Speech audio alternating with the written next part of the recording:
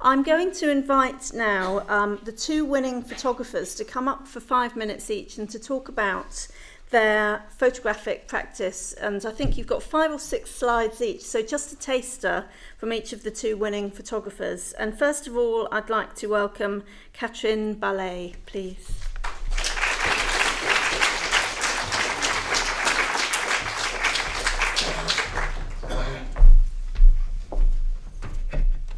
Good evening. Okay.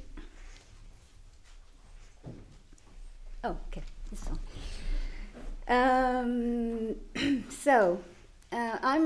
I'm an artist photographer. I've been working on identity, and I published a book called Identity on Dress Codes of Teenagers in 2006. And then I started thinking about what identity was after that, and I found out that identity now expresses through technology, and that clothes are not representing teenagers anymore. Now everything is through their mobile phone. And so I started working on a series called Strangers in the Light that's been published a few months ago, and about the intricate relationship between of man with technology in every field of life. And I was a painter before becoming a photographer, so I'm very much inspired by painting, and I did some correspondence between photography and painting. I studied a lot Facebook. I had plenty of friends. Every time I saw someone who had about 700 friends, I asked him as a friend, and so he accepted. And so, without knowing me, I could have could see everything about his life. And I was a bit of a voyeur, but it was for my study. But this was, what's interesting is it was in 2009. So these pictures I'm showing you are about 4 or 5 years old, and they're already out of fashion. They're about last century, because today, young people understood that to limit a bit privacy, and what I'm going to show you is exactly things I saw on Facebook. So what I'm interested is it was the new posture, the new way people hold the mobiles with the arms up, and also how they look at the text message with the head down and all that. So this is a typical young girl meeting, and what was interesting also is all the flash and all the sparkles in the mirror. And I noticed that most of the Facebook portraits were covered with this flash burning the mirror, and also the focus often is not at the right place. In this picture, the focus is on the glass on the foreground, but now you can see many selfies with the focus on the tap in the bathroom, and there's I think selfies is a huge illustration of people's bathrooms. It's incredible. I mean, okay. So this was how I saw some things like that on Facebook. People doing their coming out on Facebook, and at that time people were friends with their family, but today they understood that it wasn't a good thing to be friends with your family on Facebook.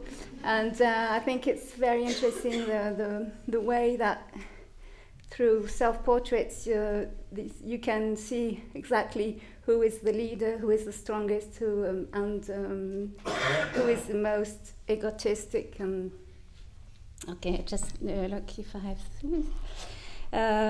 Okay, so you noticed these selfies are not me, and if you're interested technically, well, the idea for me was to reenact what I saw on Facebook. And so what I did is I took pictures through a window pane, and in the dark. So with my models on the other side, and then they sent the flash, and I was able to have this effect of sparkles and dirt there are in the mirrors in the bathroom. Okay, this. One more minute. Oh my God. So this is also something I saw on Facebook. It's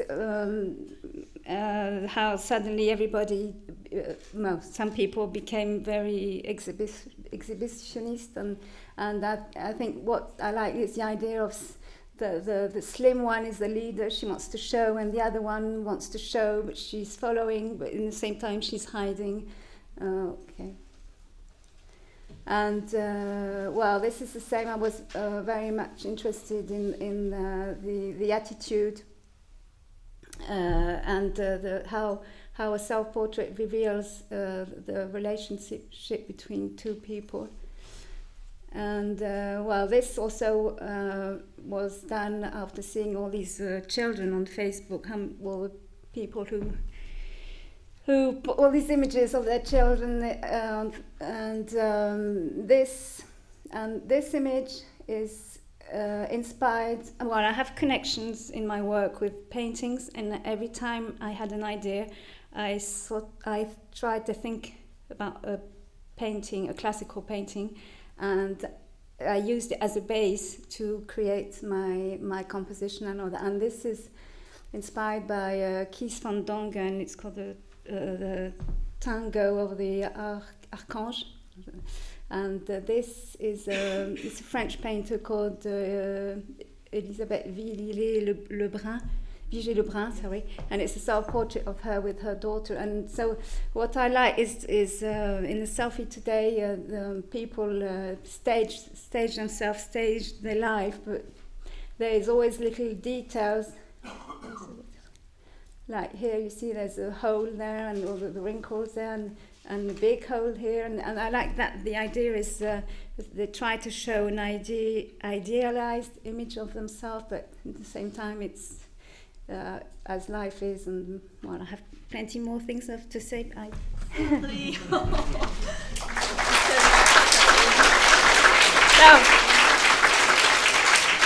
Just one thing is, if you like these images, I shot so many images to have the synchronicity with the flash of the person shooting, that I made up a little video that's very ironic and humoristic on frenetic people taking pictures. So if you're interested, it's on my website, and my book is called Strangers in the Light. If ever you want to. Bravo. To come up. It's a horrible position being the person to have to tell all of these wonderful speakers to stop speaking, but in order to fit 6 people in and discussion time, I'm going to move now to Jure Kastelitz. I'm sorry if I pronounced your name wrongly, and Jure is the last of our speakers this evening, and he's the second of the winning photographers, so welcome him, please.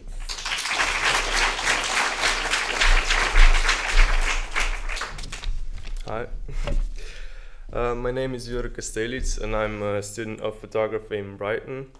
I'm just briefly going to show you my project from last year, and it's called Fantasy Student Life. So it was made a year and a half after I moved to England, so that's last year. At first, as an internal provocation from my loved ones, especially my friends, not so much from my parents or my family, it served to satisfy the stereotypical expectations about my wild socialization in this foreign Western country. Because a lot of my friends think that living here as a student is something like in the film American Pie. From a small provocation from my friends, this project later evolved to blur the lines between fiction, reality, expectations, desires, and even it complicated my real life. Especially with my ex. I appropriated images from the internet and made my own selfies. that were later added in Photoshop. Basically, this selfies serve as some sort of confirmation that I was part of these situations, even though I have no connection to this place or even the people in the pictures. In some way, I constructed fantastical representation that has no real connection to truth, not even my real ability to socialize.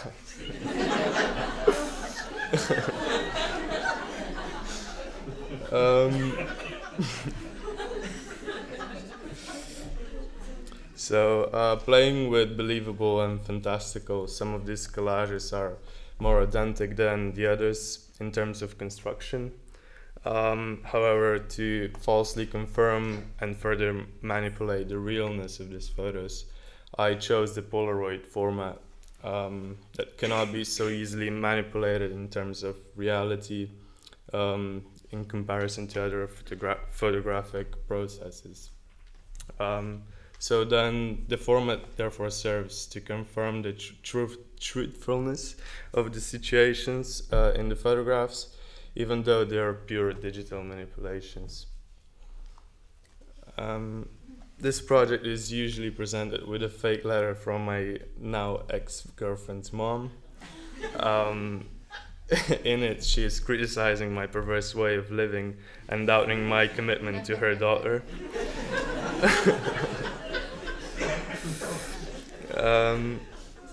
It even went so far in real life that I had to show her the process of construction of these pictures, layer by layer in Photoshop, so that I showed her that I wasn't really there.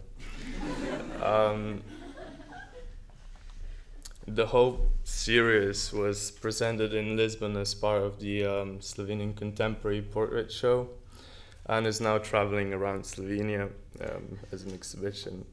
And I'm still collecting all the negative critics from online commentators and like people that know about photography who fail to recognize that this project is totally fake. And well, all the critics will be included in the project in the future representations, I guess, like the letter that I mentioned. So for me, selfies in this project complicate the way of perception of photography, seeing that it is at least partly autobiographical, and in combination with the letter, these pictures confuse what is real and what is not.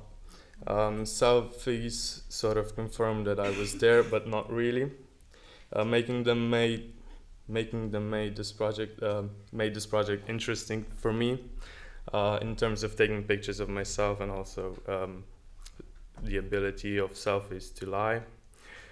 So in this project I use them as some sort of parody, but I also use them normally, share where I am and what I'm doing. So I think I'm gonna take one now.